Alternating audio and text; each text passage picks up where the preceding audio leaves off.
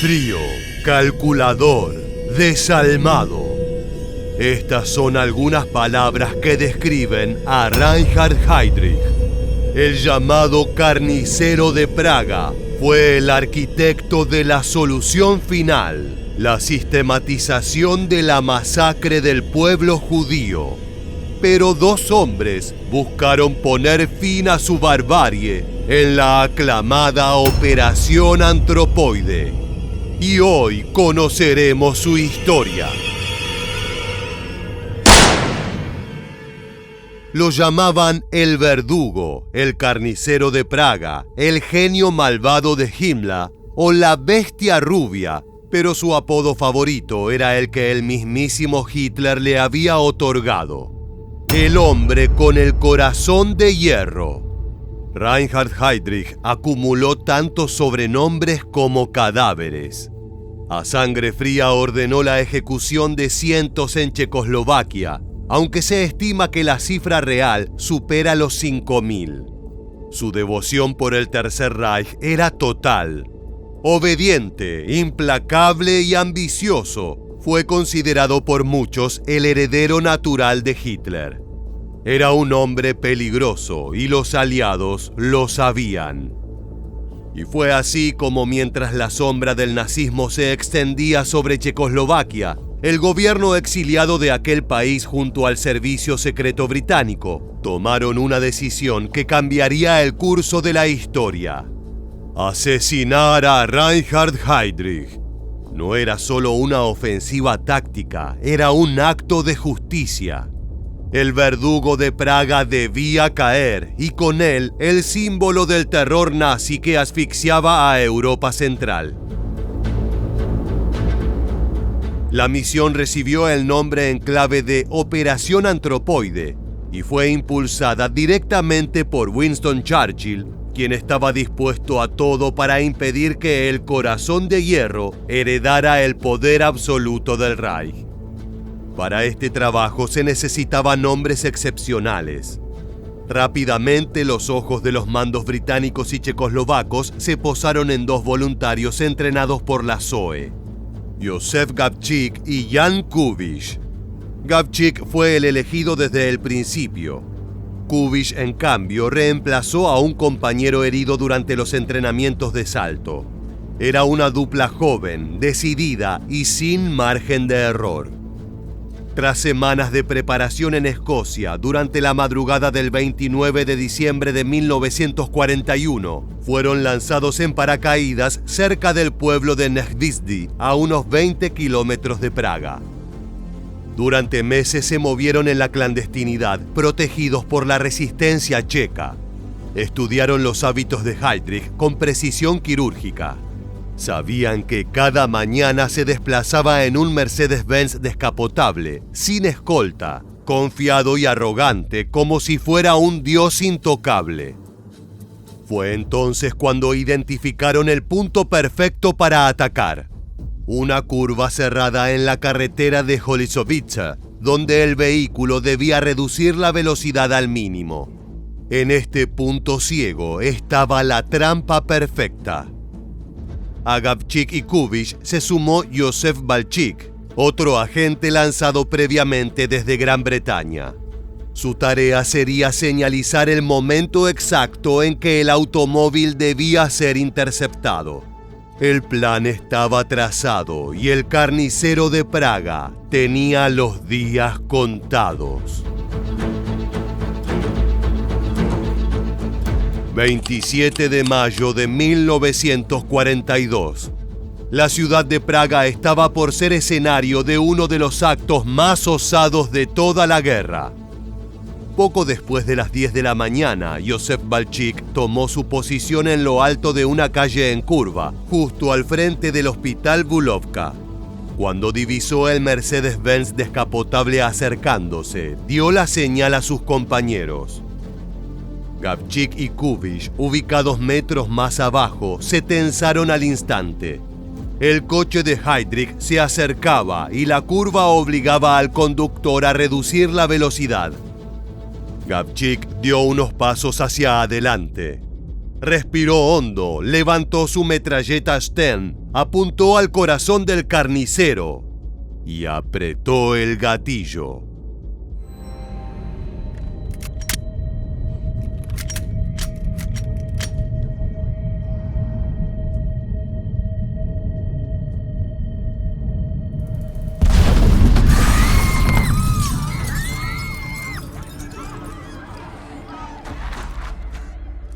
Todo había sucedido en un instante. El arma encasquillada, la bala que no salió, el líder nazi intentando perseguirlo, la granada del compañero salvando la operación. Gabčík, presa de la urgencia y el pánico, arrojó la metralleta y empezó a correr. La explosión fue brutal. Partes del tapizado, metal retorcido, trozos del asiento y astillas volaron por los aires. El estruendo rompió los cristales de 2 tranvías cercanos y el Mercedes quedó hecho trizas. Heydrich recibió el impacto en su costado izquierdo. Pese a las heridas, logró descender del vehículo tambaleante, pero no llegó lejos y se desplomó. Kubich, creyendo que lo había matado, huyó en una bicicleta que encontró cerca. Pero no sabía que el chofer había salido ileso. Y enfurecido, corrió tras él con el arma en alto. Gabčík, que se había refugiado en una tienda cercana, reaccionó con rapidez. Apuntó con su pistola y disparó para cubrir a su compañero. El cuerpo del SS cayó seco al suelo. Tras el atentado, los paracaidistas se perdieron entre las calles de Praga. Por unos instantes, la ciudad les pareció más viva que nunca, llena de esperanza. Se subieron a un tranvía cercano, mezclándose entre la gente. Nadie sospechó de aquellos 2 hombres sudorosos con la ropa manchada de polvo y metralla. Compartían una sensación ambigua. El terror que habían sentido con aquel tiro que no salió, pero la felicidad de haber matado al carnicero de Praga. Sin embargo, no fue hasta varias horas más tarde que se enteraron de la trágica realidad.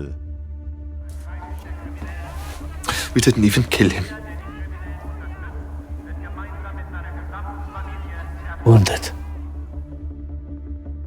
Desolado ante esta revelación, Kubich recordó con horror que habían dejado atrás varios objetos personales. Una bicicleta, una chaqueta con documentos, incluso la metralleta fallida. Pruebas suficientes para iniciar una cacería. Y los nazis no tardaron. Mientras tanto, el jerarca nazi era atendido en un ala del hospital reservada especialmente para él. Su situación era muy complicada, las heridas eran profundas. Fragmentos de metralla le habían lacerado el costado izquierdo, destrozado la 11ª costilla, perforado el estómago y alcanzado el vaso. Pero lo invisible fue lo que acabó sellando su destino. Una infección se apoderó lentamente de su cuerpo.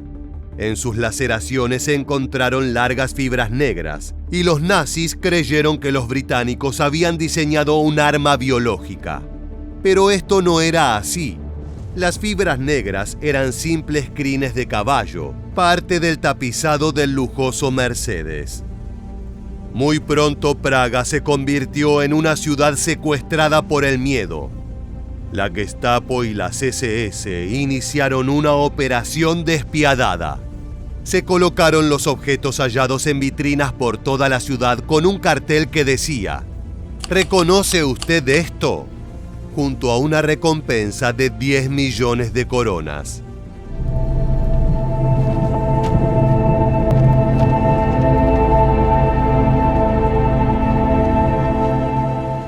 Pero más eficaz que el dinero fue la amenaza. Todo aquel que ocultase información sería ejecutado con toda su familia. Las redadas comenzaron de inmediato. Se allanaron casas, se torturaron sospechosos, se ejecutaron inocentes. En solo unas semanas, más de 1.300 personas fueron asesinadas en represalia. El terror era el nuevo idioma de la ocupación. Y la estrategia funcionó. Karel Čurda, el paracaidista checo que había colaborado con los comandos durante la Operación Antropoide antes que Kubiš, sintió cómo el cerco se cerraba a su alrededor. Sabía dónde estaban escondidos los responsables del atraco. Conocía sus rutas, sus contactos y sus refugios. Al principio se ocultó en casa de su madre para no hablar, pero a medida que la Gestapo multiplicaba sus amenazas y los cadáveres se amontonaban en las calles, Čurda empezó a derrumbarse. Finalmente se quebró. Él dijo que lo hizo para salvar a su familia. Otros sostienen que fue por la recompensa. Sea como sea, el 16 de junio, Čurda se presentó en el cuartel de la Gestapo. You say you know the man who assassinated Reichsprotector Reinhard Heydrich, but you didn't take part in it.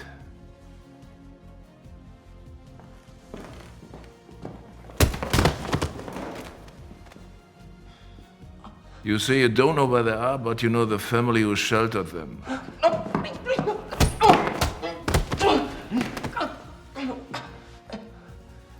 You walked in here on your own accord to give us this statement. You say you are a true patriot, and the reason for doing that is because you want to protect your family and for the killing of innocent Czechs to stop. And you say your name is Karel Čurda. Čurda dijo todo lo que sabía.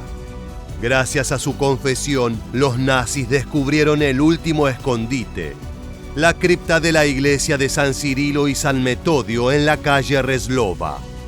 Allí los 2 paracaidistas checos y otros 5 miembros de la resistencia se habían refugiado durante semanas, asistidos por sacerdotes ortodoxos y servicios secretos aliados. Su espera no era apacible. Dormían con las armas cargadas bajo el pecho. Sabían que tarde o temprano los encontrarían. Y no se equivocaban. La mañana del 18 de junio de 1942, Praga amaneció sitiada. Al amanecer, más de 600 soldados alemanes cercaron la iglesia de San Cirilo y San Metodio. Allí, en la cripta subterránea del templo, se ocultaban los últimos 7 miembros de la resistencia checoslovaquia implicados en la Operación Antropoide: Josef Gabčík, Jan Kubiš, Adolf Opálka, Josef Balčík, Jaroslav Schwarz, Jan Rubí y Josef Bublik. Los nazis tenían una orden directa: capturarlos vivos. Querían interrogarlos, exponerlos, arrancarles cada nombre de la resistencia como si fueran dientes. Pero los hombres refugiados en aquella cripta no estaban dispuestos a entregarse. El asalto comenzó alrededor de las 4 de la madrugada.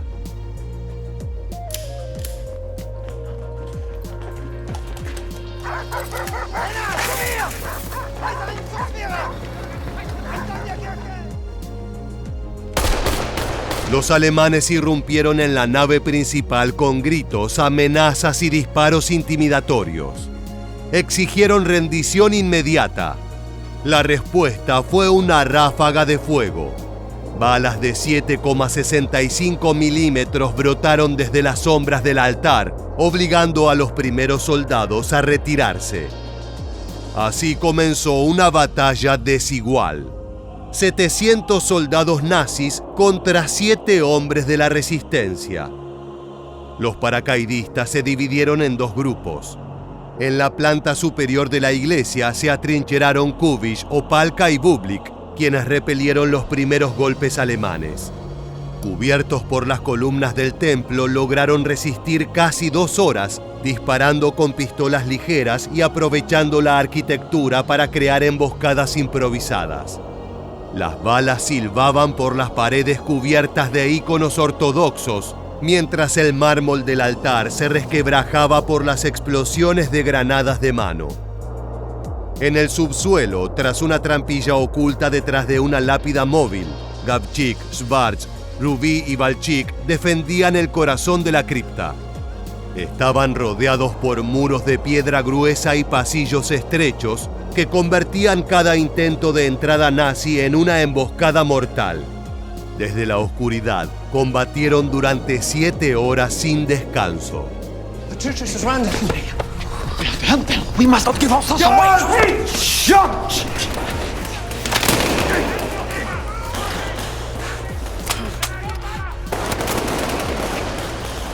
Mientras tanto, en el exterior, los altos mandos alemanes no podían con su frustración. Había muchos muertos entre sus filas y ya era claro que no podían tomar la iglesia sin pérdidas. El coronel SS Paul Geible, al mando del operativo, se vio obligado a cambiar de táctica. Debían entrar. A las 6 de la mañana, una ráfaga atravesó a Kubiš. Fue hallado agonizante junto a los cuerpos ya sin vida de Opalka y Bublik. Creyendo que la operación estaba concluida, los alemanes irrumpieron en la iglesia, pero no hallaron a los demás. Fue entonces cuando uno de los soldados tropezó con una lápida descolocada. Al asomar la cabeza en la cripta, recibió un disparo certero entre ceja y ceja. La lucha aún no había terminado.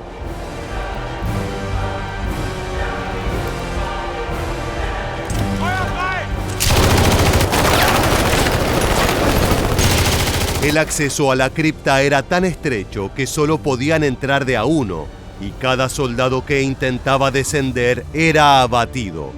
Se arrojaron granadas al interior sin éxito. Se intentó sellar la entrada con dinamita y luego volarla para agrandar el acceso, pero los checos resistieron. Nada funcionó. Entonces se les ocurrió inundar la cripta canalizando agua desde el exterior para forzarlos a salir.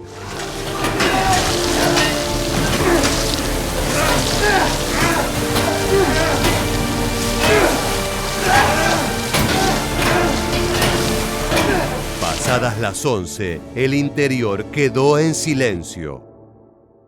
Los nazis esperaron. Durante casi media hora no se oyó un solo disparo, solo el lento goteo del agua que comenzaba a cubrir los suelos. Luego un ruido irrumpió en medio de la quietud. 4 disparos secos y consecutivos surgieron desde lo profundo.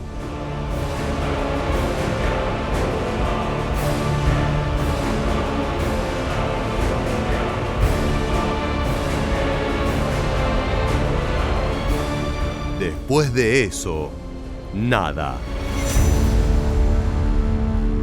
Cuando finalmente los alemanes se atrevieron a bajar, encontraron los cuerpos de los 4 combatientes. Habían usado las últimas balas para suicidarse. Prefirieron morir con dignidad que vivir como rehenes del Reich, negándose a ser torturados hasta que les extrajeran los nombres de sus compañeros. Resistieron hasta el final. El suelo de esa cripta aún conserva las marcas de los disparos, el eco de una batalla imposible. Aquella iglesia en el corazón de Praga se convirtió en un símbolo extremo del coraje y el amor por la patria que esos hombres, combatiendo al fascismo hasta sus últimas consecuencias, habían expresado en la lucha. La muerte de Reinhard Heydrich el 4 de junio de 1942 fue un golpe certero al corazón del Tercer Reich, pero también fue la chispa que desató una venganza despiadada. Adolf Hitler, enfurecido, exigió una represalia ejemplar que fue más allá del ataque a los responsables de la Operación Antropoide. Quería que Europa entera viera lo que le ocurría a quienes se atrevían a desafiar el poder nazi. Así tramó uno de sus crímenes más inefables. El 10 de junio de 1942, apenas 12 días después del atentado, el pequeño pueblo de Lidice, a 20 kilómetros de Praga, fue borrado del mapa. Los nazis afirmaban que algunos de sus habitantes habían colaborado con los autores del magnicidio, aunque en realidad no había pruebas concretas. Era una masacre arbitraria diseñada para enviar un mensaje. Todos los hombres y adolescentes mayores de 16 años fueron arrestados de inmediato. Fueron alineados en filas de 10, llevados a un muro improvisado junto a un granero y ejecutados con una sola bala que los asesinaba atravesando los 10 cráneos. Si alguno sobrevivía al impacto, era rematado con un tiro en la nuca. El mensaje era clarísimo. Sus vidas valían tan poco que ni siquiera merecían una bala por cabeza. Ese día, 199 hombres fueron fusilados. 196 mujeres fueron separadas de sus hijos y enviadas al campo de concentración de Ravensbrück. Allí muchas murieron por inanición, enfermedades o trabajos forzados. Otras fueron usadas para experimentos médicos y sufrieron secuelas de por vida. En cuanto a los 105 niños de Lidice, fueron internados en campos de tránsito. Un comité nazi los clasificó. Los que tenían rasgos arios, ojos claros, tez blanca, proporciones adecuadas, fueron enviados a Alemania. Solo 17 fueron seleccionados. Estos niños pasaron a ser propiedad del Estado nazi, arianizados y entregados en adopción a familias de altos oficiales de las SS. Los otros 88 niños, considerados inútiles para el Reich, fueron trasladados al campo de exterminio de Helmno, en la Polonia ocupada. Allí, en camiones herméticos, atrapados como cámaras de gas móviles, fueron asesinados con monóxido de carbono. Sus cuerpos luego fueron arrojados a una fosa común. Como si todo aquello fuera poco, cada casa del pueblo fue incendiada, cada árbol arrancado de raíz, cada tumba profanada. Las ruinas fueron voladas con dinamita. El objetivo era claro: la exterminación de Lidice. Borraron todo rastro de vida, pero no lograron apagar su memoria. Tras la guerra, 153 mujeres lograron regresar. Entre todo su dolor, comenzaron lentamente a reconstruir el pueblo, volviéndolo un estandarte de resistencia. Así sucedió también con la iglesia de San Cirilo y San Metodio. Allí donde alguna vez resistieron 7 hombres con más convicción que armas, hoy descansa su memoria. Cada año, el 18 de junio, los checos bajan a la cripta con flores y velas, porque en ese sótano se defendió la dignidad de un país entero. La Operación Antropoide fue más que un atentado. Fue el acto supremo de resistencia contra la ocupación. Fue la prueba de que el Tercer Reich no era invencible. Durante años, la historia de Gabčík, Kubiš y los demás fue contada casi como un secreto. Hoy aparecen en placas, en libros, en monumentos, en calles y escuelas. Son los mártires de una causa que se negó a desaparecer. En medio de tanta devastación, la República Checa recuperó su identidad, su dignidad y su memoria. Hasta aquí el video de hoy en Historia Militar. Te invitamos a dejarnos tu like y a suscribirte a nuestro canal para seguir recibiendo apasionantes entregas como esta. Déjanos tu opinión sobre estos héroes sin capa en la caja de comentarios. Te esperamos en el próximo video.